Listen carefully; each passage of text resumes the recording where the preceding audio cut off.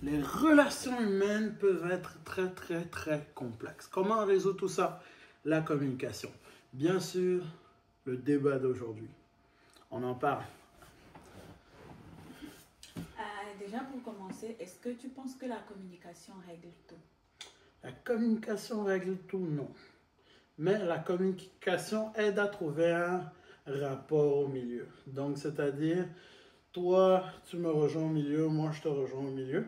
On s'entend, même si on n'est pas tout à fait d'accord. Ça aide plutôt à avoir un ground zero, dans le fond, un level pour tout le monde. Okay. Est-ce que tu penses que la communication à elle seule suffit pour sauver les relations, que ce soit relations amoureuses, couple, mariage? La communication... Oh, ça, c'est une très bonne question. Parce qu'une grande partie est faite par la communication, mais il faut l'appui du geste. Parce que c'est bien de parler. C'est pour ça qu'on a la petite expression beau parleur. J'ai la voix mielleuse. Quand je parle, c'est sucré. Je coche toutes les cases qu'il faut cocher. Je dis tout ce qu'il faut dire. Et puis, magiquement, ça marche. Mais non, ça ne marche pas. Il faut que toute la parole suive le geste. Ok, je dis, oh, je vais être plus gentil, je vais être plus commis, je vais faire ci, je vais faire ça, je vais laver la douche, je vais laver les assiettes, des trucs comme ça.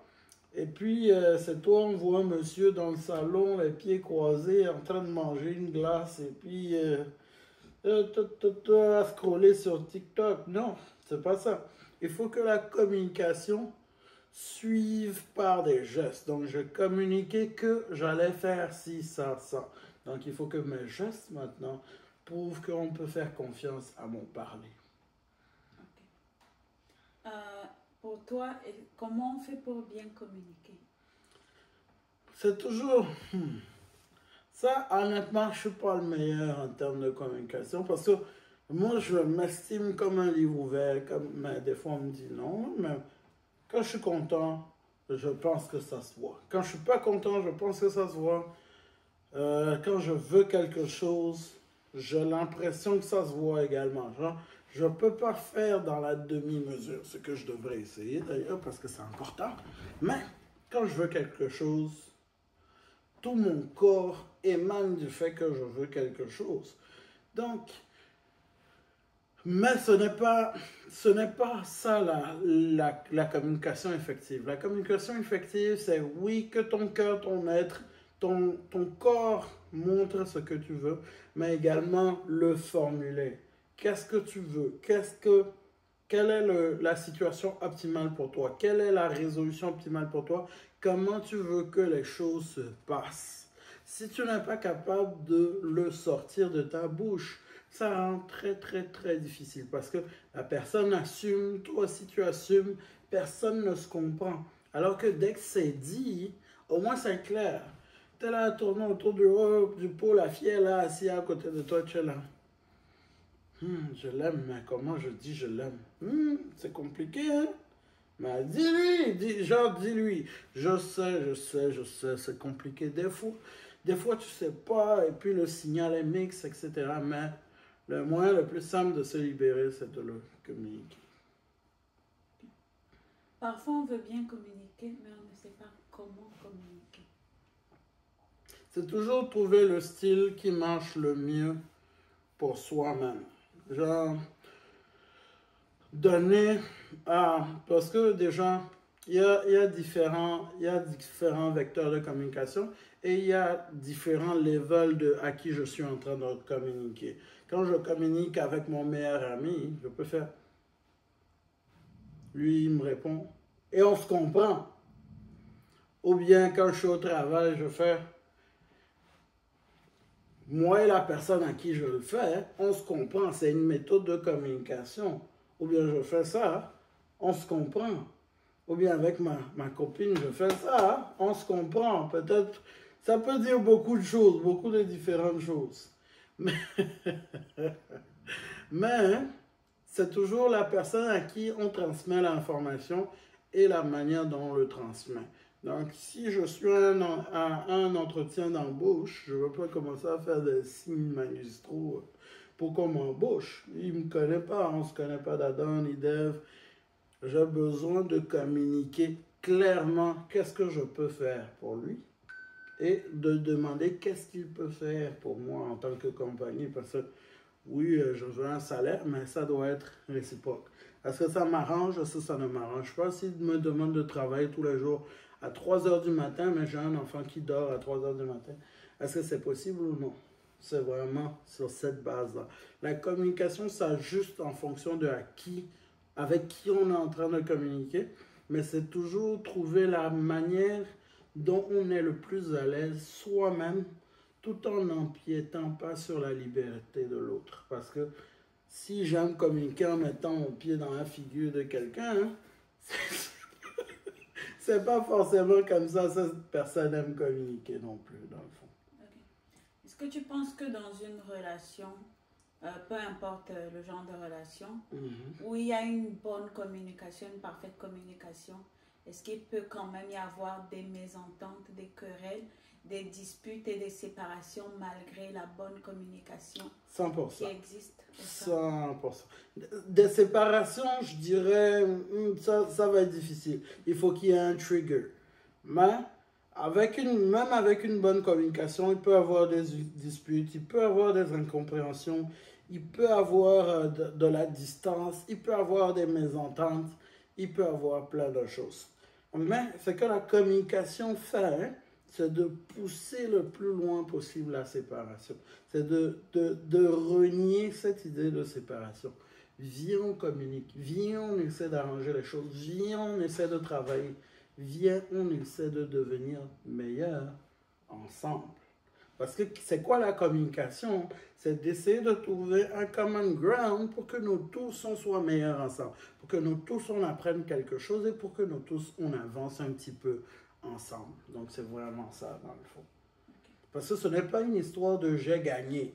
Ça c'est un point que je veux sortir vraiment parce que j'entends très souvent, je vois souvent les couples, oh j'ai gagné, oh c'est moi qui ai gagné cette confrontation, je sais pas quoi, je sais pas. Ce n'est pas une histoire de gagner. C'est une histoire de se comprendre. Même si tu as raison, surtout les hommes, même si tu as raison, il y a des fois, il y a des batailles qu'il faut laisser. Pardon, il faut laisser. Juste pour donner l'ego à la femme, juste pour lui donner de gagner, ou juste pour avoir la paix. Ce n'est pas toutes les batailles qu'on gagne. Est-ce que tu penses que dans une communication, pour qu'une communication soit constructive ou pas, ça dépend du récepteur, de la personne qui reçoit le message?